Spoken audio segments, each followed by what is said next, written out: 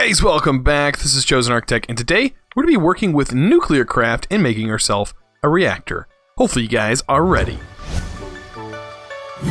Alright, so I hope you guys are ready for today's episode. I did finish the build, I guess kind of finished, I'm still working on it, of our spacecraft. You can kind of look here, it is supposed to be a space station, but I kind of made it look sort of like a spacecraft. I wanted to have the ceilings and the floors open as possible. I wanted this whole thing to be as open as possible, so I could really show off some of its really cool features. So what I did to get it to be airtight, you have to make a small airlock door, an airlock door to get it tight, and then you go ahead and make yourself an oxygen vent and two CO2 scrubbers. And then to get the CO2 scrubbers to work, you need the carbon collection cartridges. And to make this, you need iron sheets. So I had to make a rolling machine to be able to make the iron sheets, because it's the only way to make them. So I went ahead and made the rolling machine, and you have to give the rolling machine water. So that is all I did, and then I powered the central vent here, and flipped the lever, and bam! We can now not have to worry about having any kind of suit to be here. And as you can see, the frame rate here is unbelievable because all we're rendering is what we see here. It's a void world. It's pretty simple. But I did go ahead and make an orientation controller, a gravity controller, and an altitude controller. And of course, this is kind of like the cockpit of the space station, I guess you could say. So all of these things are really cool. So the altitude controller, it is a slider that just brings you higher above Earth, or lower. It doesn't, I mean, it does exactly what you see it doing. Right here, as you can see, it's still bringing us up here. And you kind of want to keep it in the green. You can, of course, take it farther, but we're going to keep it right at the green. And we're going to kind of move a little bit. So here's the gravity. So target gravity around the green would be like high gravity. If we bring this all the way down, let's see. Oh, it has to actually take the gravity down. So max gravity, it's 1. It's bringing it down to 11. As you can see, now we can really float and really fly here. If we take it up to gravity 100, it's going to slowly start making our gravity a lot tighter. And we're going to see that eventually we're going to just jump like normal. So as you can see, that it's starting to really change. And it does take a little while to get there. So these things do take time. So right now we're at 50%, which is a little less than normal. So it works out kind of cool, or kind of nice. This is my favorite by far. This is the orientation controller. This is really what makes this mod shine. So as you can see, we have an X and a Y, and we have angle velocity. And we can turn this, and you're going to start to see we are moving. If I really crank this up, it'll give a really good demonstration of this, and then I can turn this way, and this really shows off this mod. If you have a problem with heights, this is probably not the mod for you, and if you have a problem with vertigo, this is definitely not something for you. But the cool features of this is when it gets dark, it really gets dark. So like when the sun is not here and turned to the other side, it'll actually get dark in this room. But of course, I won't see that because I have night vision on. Let me actually get in my helmet, turn night vision off. Actually, I think I have to turn night vision lock off as well. But it will get dark in here over time, which is kind of a neat feature. But today we're going to be working on a little bit of NuclearCraft. I've had some requests to get NuclearCraft covered, and I'm going to go over a little bit of NuclearCraft. We might even get our first reactor up today. It all really depends on how fast I can get through this, but as you can see, this is an awesome look. Alright guys, so let's go ahead and get started with NuclearCraft. So one of the first things, and we're going to start really from the very basic of NuclearCraft, in case you wanted to start this before I did, because I am way past NuclearCraft. But I could make a reactor, and that could add to some of the power that I can generate. But one of the first things you need to make is a decay generator, and this is to get power. So here's a decay generator. Really simple to make. Let's go ahead and pop this open. Always forget to use that. But you can read right here. Produces power from the heat generated by the decay of an adjacent thorium, or I guess that's uranium block. After some time, the block will decay and produce less power. So something to keep in mind. So it did say iridium, right? No, uranium. So we have uranium ingots here. I'm assuming that it works with these uranium ingots. Oh, this doesn't turn into blocks. So what was the other thing? TH ore.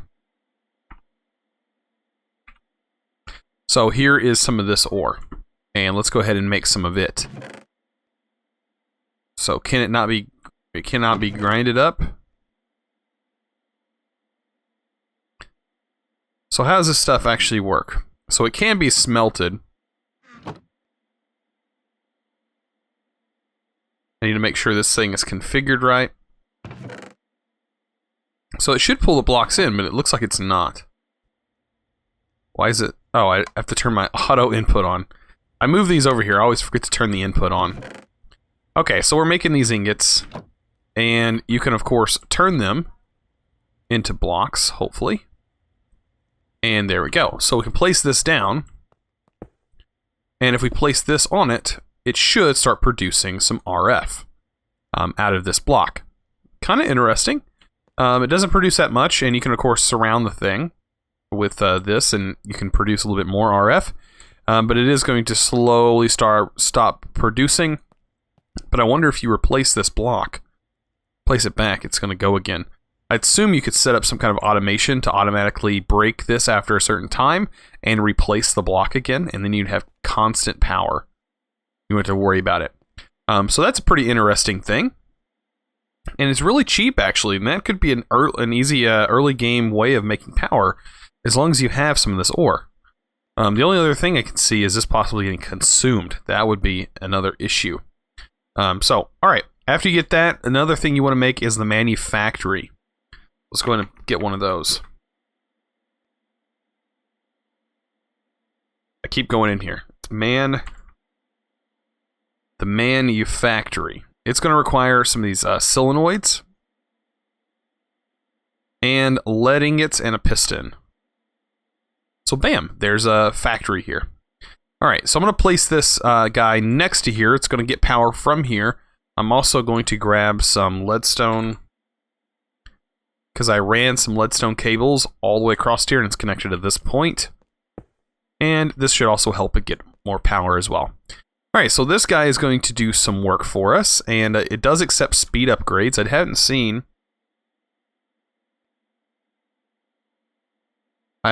exactly what these cost, so these are not that expensive. And I want to see if you can do multiple. So I'm going to make 2 of them. And it does accept multiple. So that is a thing. So that does help, but I'm sure it consumes a lot more power. It tells you right here, speed multiplier is 300, power multiplier 600%. So the process power is 120 RF per tick. Still not bad. Still not bad. So after we have the Manufactory, we're actually going to need to make another one. So I already have another one here. And we're going to start working towards the alloy furnace. Now, the alloy furnace does require something a little bit different. It requires these basic platings, and we're going to be introduced into NuclearCraft's plating system. So we're going to need graphite dust, and graphite is something that I have made in the past. And to get graphite, you actually need to go through a little bit of a weird step. So you take charcoal or coal and turn it into graphite ingots, as you can see here. And it has to be done inside of some sort of smelter. So let's take some coal. Actually, I think I have some graphite already, but let's take a look again. So I do have some graphite, and I have some graphite dust. So that is a few things that you can make. I already had these because I've made some of these machines before. So that is why I have them. But normally you would just do that process to make graphite. It's a little complicated, but it definitely is something that works. So let's get our alloy here, and we should be able to make this now. Now that we have the dust and the graphite there we go. So we can go ahead and make this. Now we're going to use these machines quite a bit here in a minute. So we'll go ahead and set that up. And now both of these machines have these guys. And we can, of course, give them some upgrades so that way they can go a lot faster. So now that this is all done, I think we're going to go ahead and get some more speed upgrades.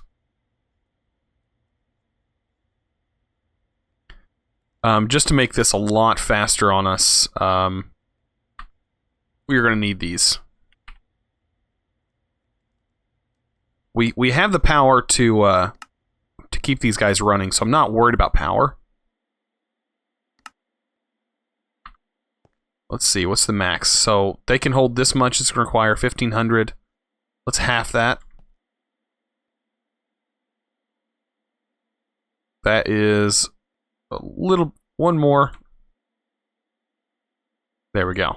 Okay, so we're gonna mix a few things. I have some boron over here that I went ahead and threw in there, and we're gonna have to mix that with a few things. So boron, when it gets mixed with iron, makes this stuff. So let's go over here into the alloy. We get this ferro-boron alloy. It's a pretty special thing, and we're going to need quite a bit of it because we're going to make an isotope separator. That's what we're working towards. So let's look at the isotope separator. And the isotope separator requires this also in its crafting, along with an alloy furnace. And we're going to need a tough alloy as well, along with a basic plating. So the tough alloy requires the ferro-boron and a lithium ingot. And the lithium ingot comes from the lithium ore, which we also have in our inventory. So let's go ahead and take that and throw that in here. So there we go. So we have all this stuff that's starting to work out and work its way through. So let's go ahead and get some iron. And we will go ahead and mix these two. They should work. I think it's iron. No, the iron's mixed with the graphite to make the steel alloy. So we need the graphite. That's what I was looking for.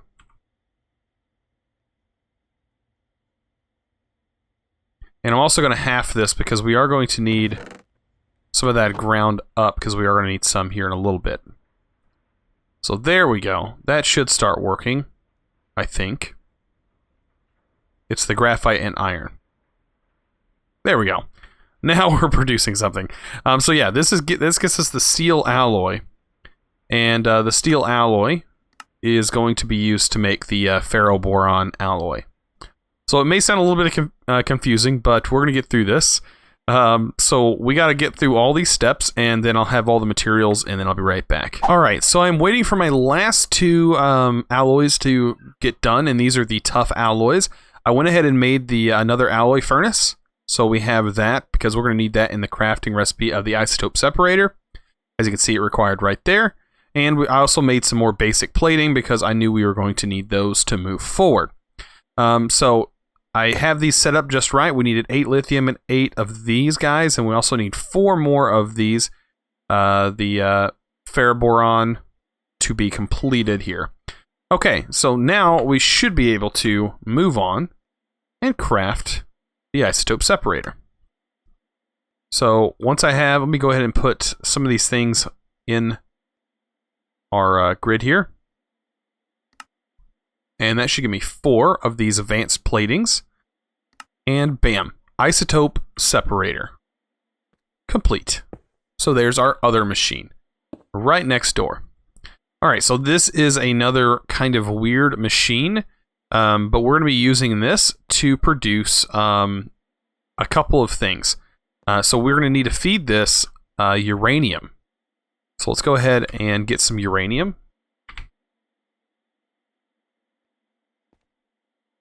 And I'm pretty sure once you start feeding this uranium, you can give it speed upgrades. So let's go ahead and do that. And we should start seeing a few things here. You get the uranium-238, isotope of uranium. Now, with IC2, this stuff would hurt you. But it doesn't hurt you in this mod. So you're good, and you also get the tiny clumps of uranium here. But with these speed upgrades, it's okay. This guy goes really fast, and we should be pretty good. So I'm sure by now you've come across these guys while mining redstone. Well, you're going to need to put these in the Manufactory now. And these are going to produce these crushed rhodochrosite, I think that's what it's called. I'm not very good with my nuclear slang here. But yeah, you're going to need 16 of these to be able to produce what we're working towards. So once we get this done, we're going to need to worry about making, we're going to need 4 advanced plating, and we're also going to need to use sulfur to be able to make DU plating. DU plating is going to push us further along here in the structure here. So DU plating is what we're going to need, and this uses the isotope uranium and the sulfur along with advanced plating here. So we're going to need 4 of those. I do believe. I think it's 4. I know we're going to need to get to elite plating, and elite plating is what uses this stuff, and of course the boron ingots. So I'm going to work towards getting all that. You see everything that's required. You get sulfur from breaking coal. So I'm going to work my way and get the DU platings I need. Actually, it's the advanced platings, I think, or the elite platings I need. And then after that, I'll be right back. All right, so everything should be just about done. I think I can go ahead and make everything that I need to make the fusion controller. Where's it at? It's this guy right here, the fusion controller. Because we're going to need that to make that fusion reactor. But we have this nuclear furnace that we have to make first, and this requires some basic platings, and it's pretty simple to actually make this guy. The only thing we don't have is a regular furnace. So the nuclear furnace says it does cook things pretty fast, and it does say that it uses ingots. At least that's what it says. I guess it can actually use these guys. So if I place this down, and I try not to crash. Alright, so don't open the nuclear furnace. Like, don't place it down and open the UI. At least within the version I'm in. Simply because it crashes you to desktop. Not very fun to deal with. So we're just going to use this as a crafting item. And kind of forget that ever happened. So you gotta love crashing, man. It's always fun. I wonder if this thing is still gaining power. I wonder. But now, like we were working towards, we should be able to go back in here and be able to get ourselves the controller.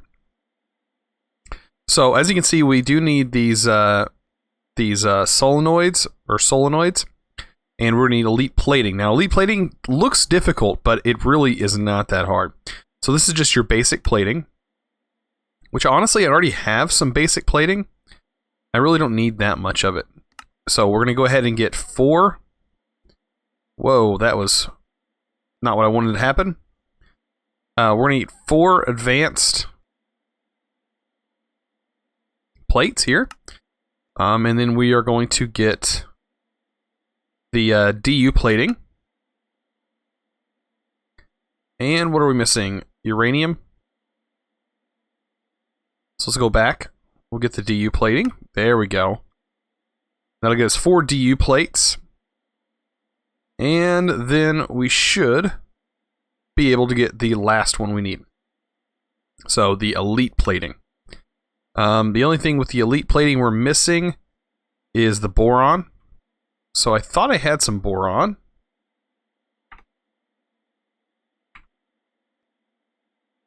I guess I don't have any cooked up. So we'll get that spitting out over here. We do have some over here. Now that I look at it. So we're almost done with this step. And this stuff goes here. For some reason, it's not doing what I want it to do. Oh, this is the crystal. Okay. So we're going to need obsidian dust, sulfur, and magnesium dust. So we're going to need some magnesium ore. Totally skip that step. And the magnesium should not take very long to start producing here.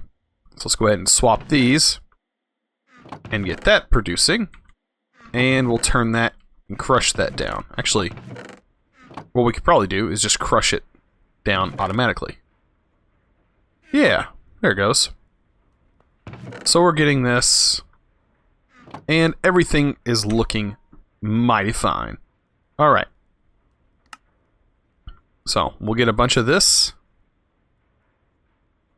There we go. And now we have all of that ready to go, ready to make our elite plating. All we need now, what was it, boron? Bam. We have our 4 elite plating. Now we just need to make these guys, which we should have more tough. Yeah. We need tough alloy. And we need the magnesium alloy. So this is magnesium ingots with boron. So magnesium ingots with some boron, which I think I have boron here. So bam, just like that. And we're fixing to have our reactor controller. Now we are going to need to make a few other blocks. This is a multi-block reactor. So that is something that we are going to need to do. Okay. So let's replace this with the magnesium. And all we need is 4 of them. And bam, we now have a fusion controller. Awesome.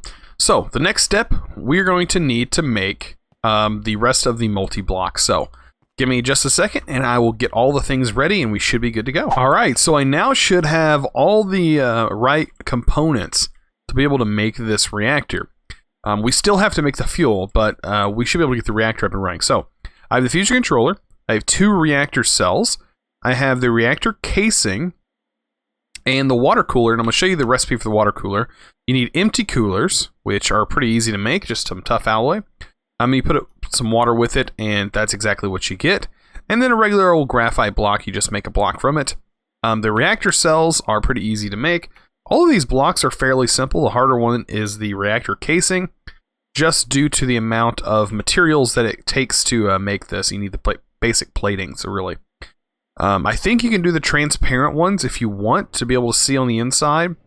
I don't know if it affects anything, but right now we're just going to go with this version. So, finding a place to put this. Now, this is another issue all in itself. My plan is to just remove all of these blocks here and actually put this guy right here.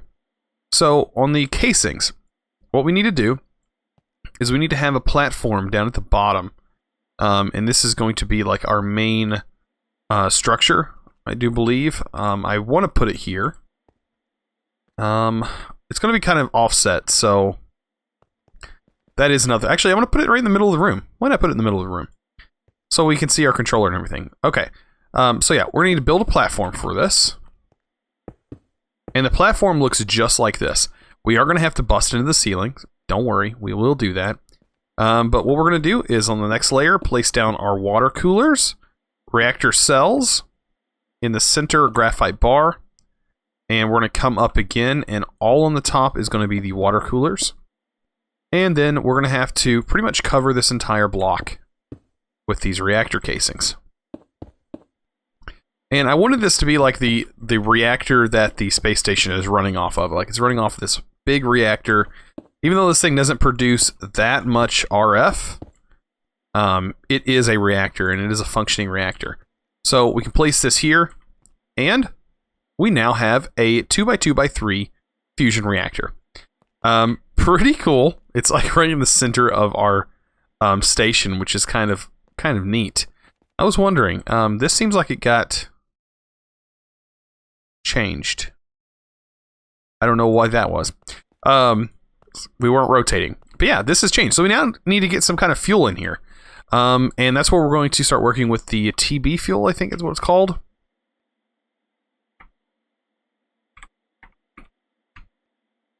Yeah, the TBU fuel rod. So to get the TBU fuel, we need all of this stuff. So we need the thorium. I think that's how you pronounce it, thorium. And to be able to get thorium, you need to put it in we need to put thorium ingots in an isotope separator. And of course, we do have thorium. And we have some more here, so we can already get it started. So I moved all my machines. I shouldn't have. Let's get our isotope separator back where we had it. And put all of our machines, honestly, back. Where's this at? Manufactory. Alloy furnace. There we go. And that looks a lot better. We can even put our decay back where we had it. Just for looks. So yeah, this is going to go in here. A way to get better use out of this, we should be able to get 2 dust. Yeah, we get 2 dust per, so I want to put it through here because you can actually put the dust inside of this guy right here, and it is going to do the same thing that it was doing before. I need to get this turned down enough that it's not... Yeah, 12 seems to be the best. So 12 is as fast as we can go on the current power that we have. Of course, we can make this thing go incredibly fast. But we can go ahead and make our first pellet here, the fuel. So let's go back into here.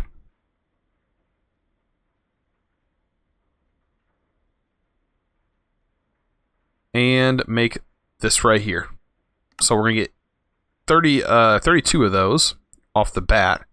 And when we combine this here, we're going to get 1 of them. And what we can do is throw this inside here. And it's going to start producing 255 RF per tick. As you can see there. But it's not producing yet. We need a lever. That is something else we need. So let's just get ourselves a lever. And now our reactor is on. And with this reactor, it should be stable. You can build other reactors that are not stable, but with the heat and everything, the heat is staying all the way down. And yeah, it's doing exactly what it's supposed to do. And it holds a lot of RF. And I think if I plug it in, I don't exactly know where to plug it in. Actually, let's go ahead and try this. Let's do...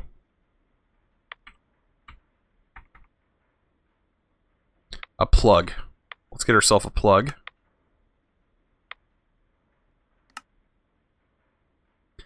And we will make ourselves one of these. And I think it will pull power from here. And there we go. That should be draining the power out of here. It is. So yeah, with this one, you are going to produce 255 RF per tick.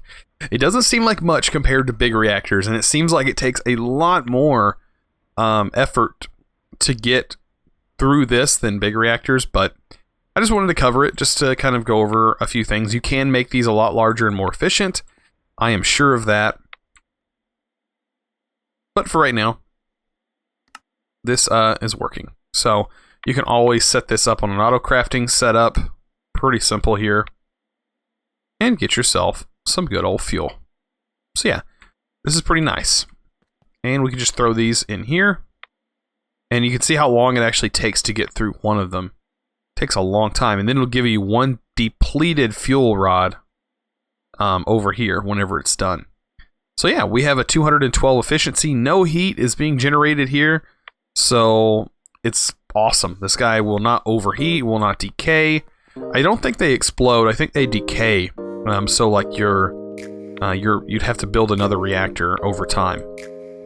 I think that's how it works, but I don't know, this has been pretty interesting. Well, if you guys enjoyed this episode, please remember to click that subscribe button if you haven't already, and also give this video a thumbs up. I really appreciate it. You guys are awesome, and as always, thanks for watching.